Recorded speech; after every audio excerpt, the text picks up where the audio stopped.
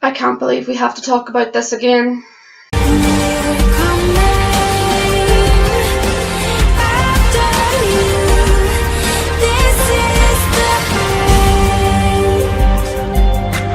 What's up, Shadowhunters, angels, and downloaders alike, and welcome to my fair unbiased episode for episode 12 of Shadowhunters, You Are Not Your Own. We're having this discussion again. I can't believe we're having this discussion again. Welcome to what I'm going to title, Shadowhunters is still not homophobic. Fair and unbiased, You Are Not Your Own. Because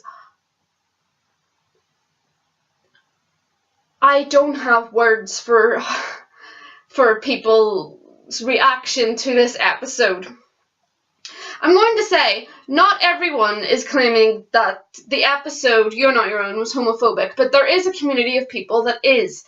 And their reasoning, while having some truth to it, is completely and utterly ridiculous. And I actually got a comment last time I made a video like this when I said that I wasn't trying to slander the LGBT community or their feelings, that if they did genuinely feel like something was homophobic. Apparently me saying that I felt like it was ridiculous was apparently me slandering and making fun of people's feelings. Look, I'm not trying to slander anyone who feels this particular way, but I am going to express my opinion on the matter.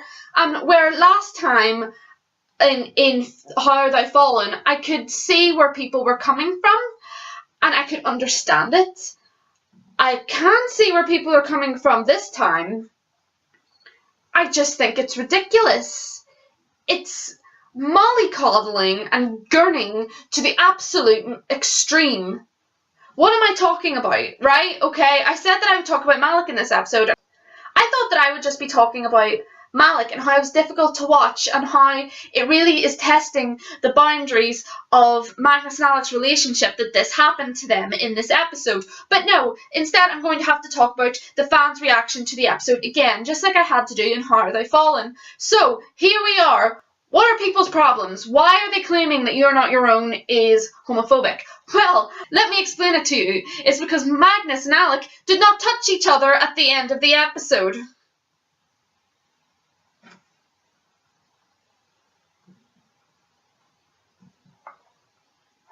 I have no words for this, okay? I can see where people are coming from when they're comparing it to the fact that we saw Kleiman in bed together at the start of the episode. I completely understand that, okay? This double standard that's happening, that we're getting to see all the straight couples get intimate with each other and not getting to see as much Malik interaction, is starting to grate on me a bit. It is. I excused it a bit in How Have I Fallen, but it's getting a bit ridiculous now. I understand that. But people aren't considering the situation of the episode. Clement had nothing happening to them. They were fine. They were chill at the start of the episode. It was at the start of the episode when none of the shit had gone down yet and everything was kind of chill. They were fine. They were just sort of chilling in bed. That's the way couples do, I guess. But Magnus had his body violated in this episode. He had his mind forced into Valentine's body, had his boyfriend understandably not believing that it was him in Valentine's body. He was almost executed. He was tortured to the point that he had flashbacks and was crying for his mum. Do you honestly think that as soon as he's back in his body, he's going to want a kiss and a cuddle? He needs his space. He needs his space. I understand that people were looking for a big reunion. They wanted them to hug and kiss and Alec to be like, I'm so sorry I didn't tell you. I'm so sorry I didn't know it was you. But that's not realistic for the situation that happened. I don't know a way to explain this any other way, but I do believe that the conversation at the end of the episode when Alec was asking what he should do could have been a bit more extended. It could have been a bit more detailed. But runtime and things like that, I feel like some things in the episode could have been cut out to make more time for the important conversation that could have been. But a lot of people are saying, and I agree with it, the conversation was left open-ended. This is going to continue on. We're going to see what this means for Magnus, what the flashbacks mean. We're going to learn about his past. They weren't going to show him having flashbacks and crying for his mum without elaborating on it. This is going to be an ongoing theme for Magnus's arc of season 2B. So I understand why the conversation was kind of short. Doesn't mean I like it, but I understand. But the fact that Alec didn't touch Magnus or kiss him or do any of the fluffy stuff that we like to see to them as a couple is because he was respecting Magnus's boundaries. Magnus has gone through a very traumatic experience. He had a torture rune put on him. He had flashbacks of things he probably buried away, never wanting to remember ever again. And this is just, it's a very traumatic experience. His own boyfriend didn't believe him. And the worst thing is, you can't really blame Alec for not understanding. So you have this sort of anger and frustration, but you have no one to direct it at. And I feel like it would have made things a bit disingenuous if it all had been just swept under the carpet and our Malik were all fluffy at the end of the episode. That's not how life works. That's not how people work. That's not how people work when they go through traumatic experiences that they endured just that day. You know what I mean? Like, this isn't like Magnus was in a fight or he had to battle Iris again. His body was violated by Valentine. Valentine was using his magic. His body was used and abused by Valentine. And he was forced in Valentine's body and nearly executed under Inquisitor Herondale's order. And this is going to probably live with him for the rest of his life. But no, Malik didn't hug. Malik didn't kiss. Look, I get that people want the fluffy stuff. I've said multiple times I want the fluffy stuff, but you have to consider the situation that has happened in the episode that leads up to the fluffy stuff that you want to see. It can't just happen. There has to be purpose and reason, or it has to be in a casual setting, or it has to be relaxed. It can't be after such a devastating day. Alec asked what can he do to make it better. He cleaned up the mess. He didn't leave Magnus to go back to the Institute. He stayed with him to make sure he is okay. But this was not the time to be hugging and kissing and holding hands and being gooey with each other. It just wasn't. I have a quote here because I was on Tumblr and I found a blog called Pretty Lightwood Inspires. And they were asked a question about You're Not Your Own. And I actually loved the answer that they gave. And I think it sums up my feelings as well pretty well. I couldn't figure out a way to articulate my view on this situation. And I feel like what they said pretty much sums up what it is that I want to sort of put across as well. So the question was, I want to vent. It was from an anonymous person. It's, I want to vent.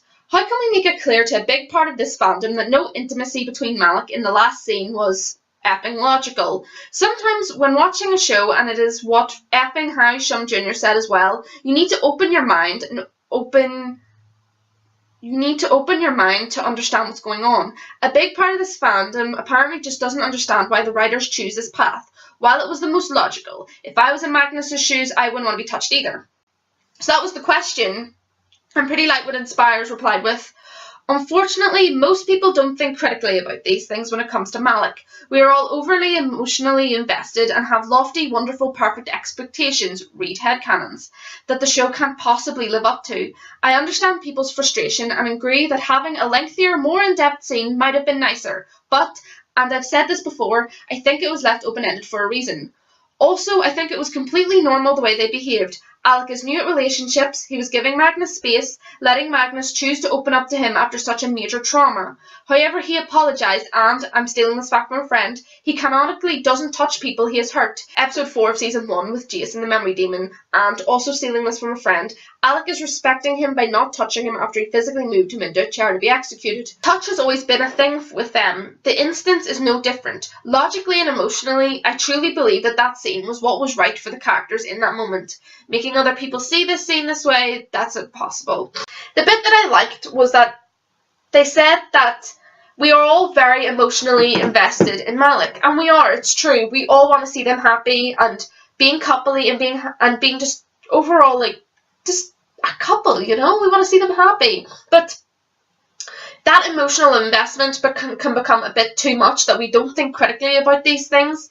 Every single episode, this is going to sound bad because we don't see a lot of Malik intimacy as it is, and that is a problem, I will admit, but not every single episode has to be about hugging and kissing and holding hands. Sometimes it's the smaller things. The fact that Alec stayed. The fact that Alec feels guilty as hell for not believing that Magnus was in Valentine's body. The fact that he didn't just fuck off back to the Institute to deal with explaining what had happened. And he sat beside Magnus, but he's respecting his space. That's a thing couples do. Think of it this way.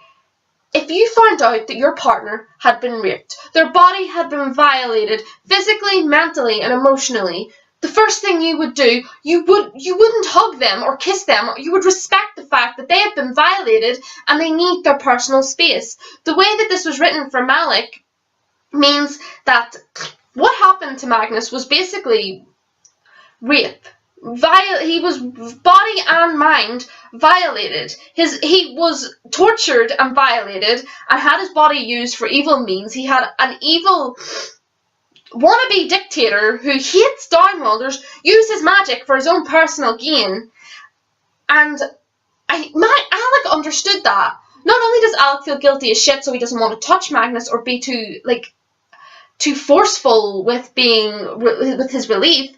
Instead of being overly touchy, he respected the fact that Magnus probably didn't want to be touched right now. Magnus was probably wanting his space. He wanted room to breathe, because that's what situations like this are like. And I guess I can understand why people would be annoyed that we didn't get a big reunion with relief and I'm sorry's, but I thought it was pretty obvious with the given situation of what had happened to Magnus. It was completely reasonable that Alec didn't touch him. Not only does it fit Alec's character that he doesn't touch people when he's done something to them because he feels guilty as hell, as it says in the answer, see episode 4 when Jace almost got sucked in by the memory demon because he let go. This is not a new thing for Alec, and again, he is also new to relationships. He's never had to deal with this kind of thing before. And on top of all that, the most important thing, he is respecting Magnus and Magnus's feelings. I don't know any other way to put this across, but it was dealt with just fine. It's not great that we aren't getting a lot of Malik intimacy. That is a different problem. That is not the same problem as Alec not being overly touchy and huggy and kissy with Magnus after his body's put back to normal because he's respecting his space. That's not the problem here. The problem is that we're not getting Malik intimacy, but you need to choose when you're expecting it.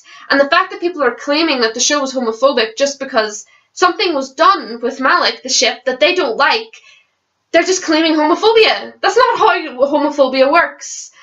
The show, I've said this before, I said this in How Are They Fallen, the show has done so much to representing LGBT couples.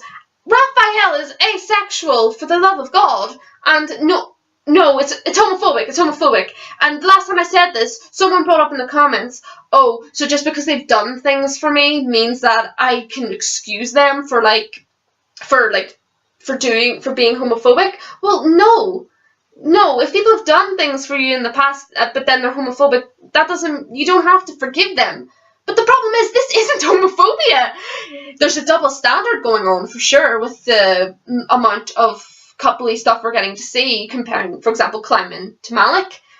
But Alec not touching Magnus is not homophobic. This episode was not homophobic. This episode was actually really realistic in terms of human action and human emotion. And I don't have any other way to put this across, so I'm just going to leave this here. The show was not homophobic. I'm still waiting for something that'll make me go, gosh, that's so bad, that's homophobic, and it hasn't happened yet. If you believe it, that's fine, I guess, but people in this fandom are so easily, I just can't. I'm leaving that there. I've got my point across. I'm going to move on to the other stuff I wanted to talk about. Something I really didn't like in this episode, everyone else is complaining about the fact that Magnus and Alec didn't have a sort of hug and a kiss at the end of the episode. No one's talking about the fact that Isabel got Simon to fucking blackmail Raphael by going to his elderly sister and taking a picture with her as if to say, I can get to her, I can hurt her. Not only is this Raphael's sister, this is an elderly woman. And not only is it an elderly woman, it's an elderly woman who Raphael trusted Isabel with the information that she existed, that she was part of his family. And she just abuses that as if it was fucking nothing. And Simon went along with it, and I was just like, what is happening? What is going on? And someone on my Discord chat, Chloe, pointed out that they were using the Sizzy to kind of cushion the fact that they were blackmailing Raphael by threatening to hurt his sister. And I will concede with that. I was saying in the last episode that I was happy that they were kind of building up Sizzy in a good way before just having them get together. But yeah, they were kind of using the Sizzy to kind of distract from the fact that they were fucking blackmailing and threatening the life of an elderly woman who done nothing wrong. And I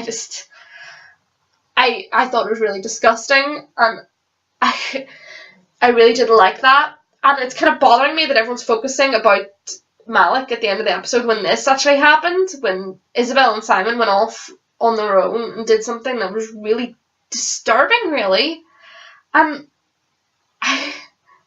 It was awful, and I understand Raphael being angry. I would be fucking angry, so I just couldn't believe that, and I thought that was awful, and I really didn't like that in the episode. It was so awful.